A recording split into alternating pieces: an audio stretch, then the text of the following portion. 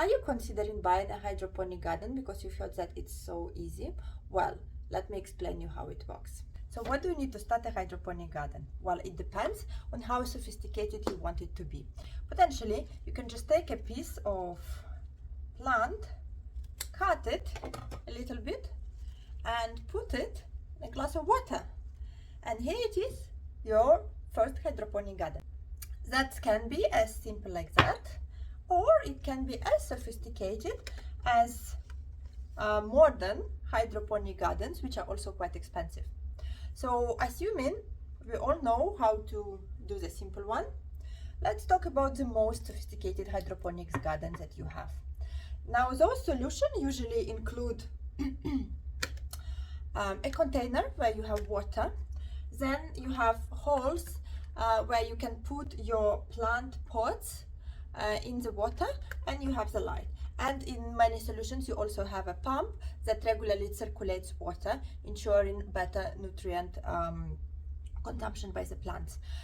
Some of the solution can also be quite sophisticated here with the screens where you can choose the settings and also see the progress in how many days, for example, your plant was growing. Generally, when you buy all-in-one system, you would have everything together, including everything what you need for the first set. For example, those seed pots. I have here Aero Garden. I tried several others. Maybe I'll make a comparison at one point between different hydroponic gardens, but they all are the same. You have some plant pot where you have a seed, or if you don't have a seed, you put it inside yourself, and then you put it in the water inside and switch on a hydroponic garden and put a cover. Then you need to add fertilizer, which is very important moment because with water they would not grow well and would be susceptible to diseases and pests. So once you read the instruction and put what's written, the amount of fertilizer written in water, you just start growing your plant, and you see how over the time period of several days, potentially several weeks depending on your seeds, they start grow. I would recommend, if you're just beginner, to grow something simple, for example herbs or salads. They usually grow quite fast and provide harvest that you can use immediately, which is a good solution when you are just trying something new. Don't go for tomatoes or strawberries from the very beginning. It's a little bit more complicated, including because you have to pollinate them. If you do everything right, in a couple of weeks you would have a little garden like this one. I put the light quite high so you can see it. However, when it grows, you need to keep it as close as possible, ensuring that the leaves don't touch the top, and otherwise they will be burning. And what's also important, which is not exactly how it's done here, is that you plant similar plants with similar growth, or you cut them. So for example, you see this plant what a little bit later to start growing, so it's much smaller. And what happens is that when the light comes, it doesn't go that well to this plant, and it's a little bit lower than other plants, and therefore it gets delayed in the development further because it gets less light. And one of the pots didn't sprout, so I put here additional pot. And you see that it's growing much slower than others. Now, what you would generally do if you want to do it, you would cut all of them regularly. Don't be afraid to cut, because the more you cut, the bushier they grow, which is good. And that will also ensure that they all have the same amount of light. Another thing is that you see I have here 6 pots. They are actually already quite bushy, and here you see they already too close, and not all light can go to all the leaves that's needed. I usually take these leaves and eat them.